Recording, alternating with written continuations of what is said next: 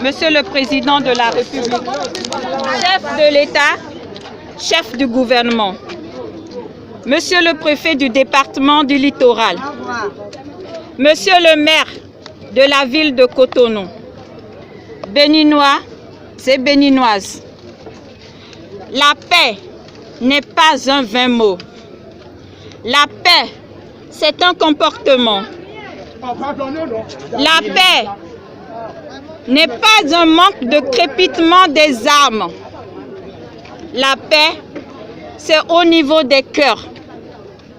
Parce qu'il faut des cœurs apaisés pour assurer le vivre ensemble. Quand un seul groupe politique s'arroge tous les droits et impose aux autres toutes les obligations, on n'est plus en paix. Parce que ceux qui n'ont que des obligations aujourd'hui voudront avoir des droits demain, ce qui pourrait troubler la quiétude de la société. Henry Louis Mecken a dit ceci: si vous voulez la paix, travaillez pour la justice.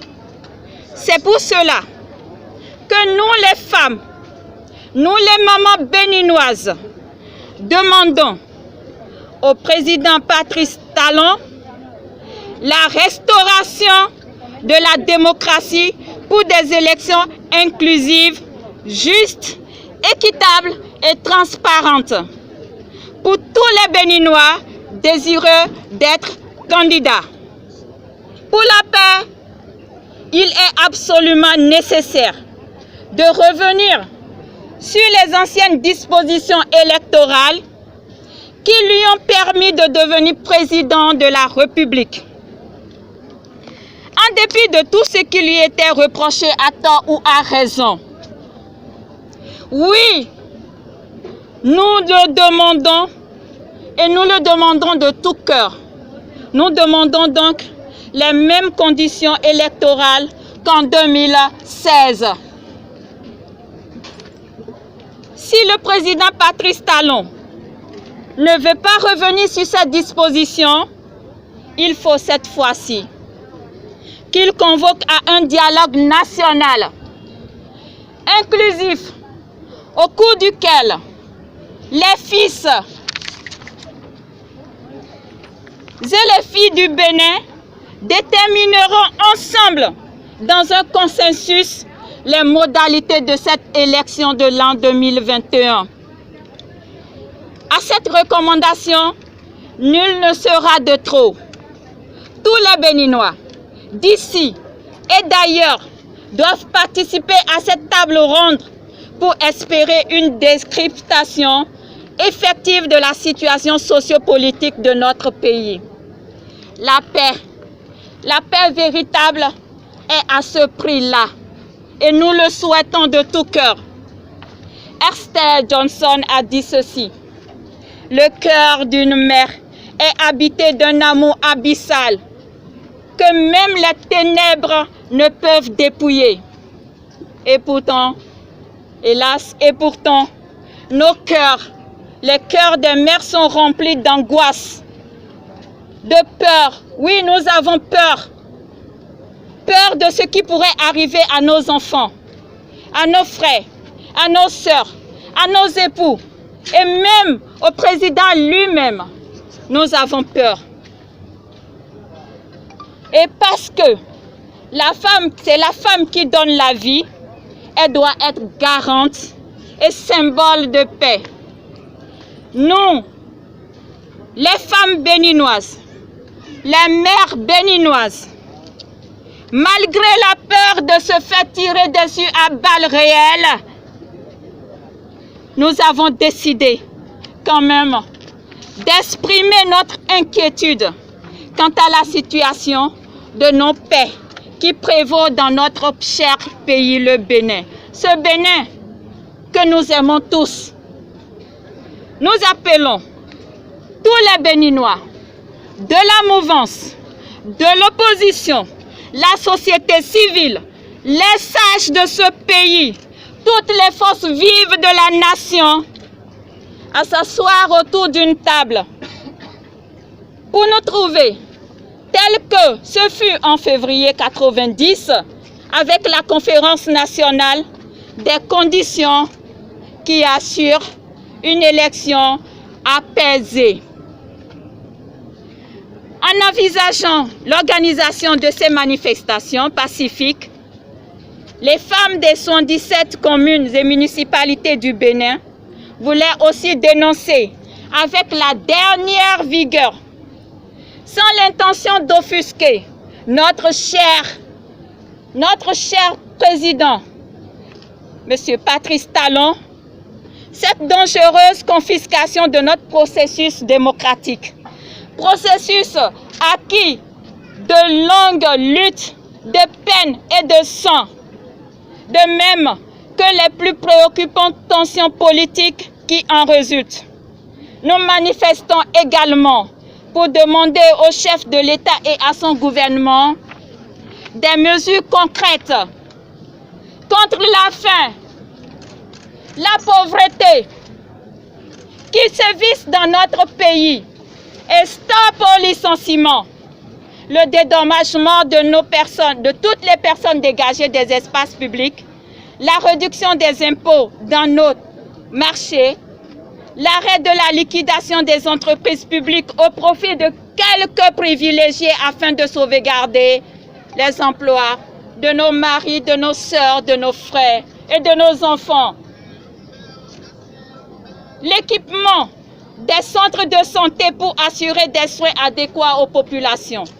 La résolution des problèmes dans le secteur éducatif, l'annulation de la décision de radiation des enseignants, la prise en compte des problèmes des aspirants, la gratuité de l'école pour nos filles, la réduction des effectifs par classe pour permettre un meilleur suivi de nos enfants, l'octroi des bourses et secours aux élèves et aux étudiants pour que nos enfants retrouvent les chemins des classes. La fin des détentions politiques au Bénin, la libération immédiate et sans condition des détenus politiques, le retour au pays des exilés, la justice pour les martyrs de la démocratie et des sanctions pour les tortionnaires. Comme vous pouvez le savoir, ces 4 dernières années, le droit de manifester pacifiquement au Bénin a connu de graves restrictions sur l'ensemble du territoire national. C'est avec des arrêtés préfectoraux interdisant des manifestations publiques et privées et le vote des lois liberticides pour les réprimer dans le sang. Depuis 6 avril 2016, avec l'avènement au pouvoir de notre cher président que nous aimons bien, des éléments incontrôlés de l'armée, de la police font un usage excessif de la force sur les pauvres populations qui ne demandent qu'un minimum de droits de vie. La restriction imposée au droit de manifester et leur répression systématique, disproportionnée et inacceptable ont entraîné le massacre des populations civiles à Kadjeou, Konditchao, Kilibo et Savè, un nombre élevé d'interpellations et de gardes à vue, des emprisonnements arbitraires, des blessures graves causées par des usages démesurés d'armes de guerre, de grenades assourdissantes et de canons à eau. C'est aussi pour nous ici l'occasion de dénoncer et de déplorer les manifestations à caractère violent et armé de la part des populations civiles. Aucune revendication, non jamais aucune, quelle que soit la justesse de sa cause, ne doit être faite dans la violence. Ainsi donc, nous condamnons tous ceux qui ont brûlé, saccagé, détruit les biens privés et publics les 1er et 2 mai 2019 à Cotonou et à d'autres occasions dans le reste du pays. Aucun Béninois, aucun Béninois n'aime le Bénin plus que son prochain Béninois. Nous aimons tous autant le Bénin. Excellence, Monsieur le Président, nous femmes béninoises sommes pour la paix, l'unité nationale la justice, la concorde sociale. Et pour le Bénin que nous aimons tous, nous disons tous oui à la paix. Oui à la paix. Des femmes, vos sœurs, vos épouses, vos mères, nous sommes viscéralement contre tout ce qui menace la paix, contre le crépitement des âmes comme en 2019. Nous disons plus jamais ça au Bénin. Plus jamais ça au Bénin. Nous vous demandons d'être les artisans de la paix et nous savons que vous pouvez l'assurer pour nous. Oui, vous le pouvez. Que Dieu vous bénisse et qu'il bénisse le Bénin. Je ne terminerai pas.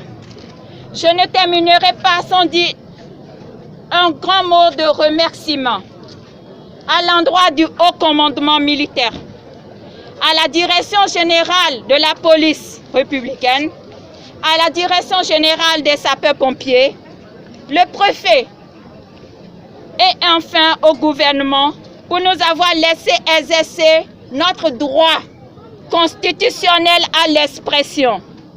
Au nom de toutes les femmes, au nom de toutes les mamans béninoises, je proclame aujourd'hui une aube nouvelle.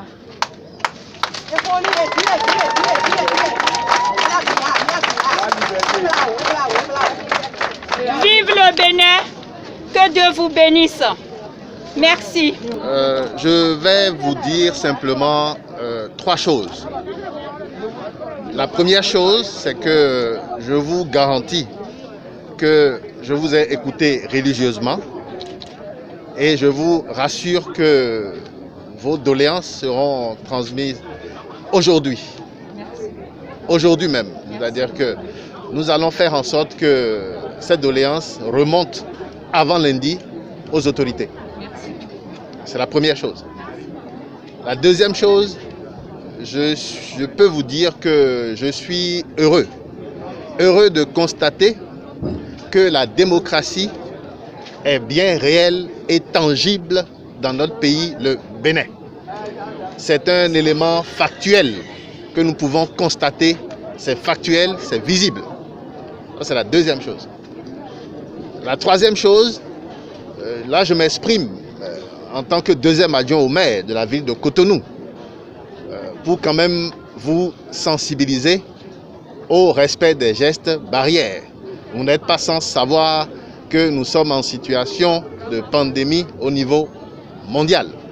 Et donc, je suis bien obligé, en tant que deuxième adjoint au maire de la ville de Cotonou, de me préoccuper de la santé de nos concitoyens et de nos administrés. Voilà mon troisième point. Et donc, je vous exhorte à respecter les gestes barrières. Et comme je l'ai dit dans mon mot introductif, je ferai tout pour que, avant lundi, vos requêtes soient transmises aux autorités. Merci. Merci beaucoup.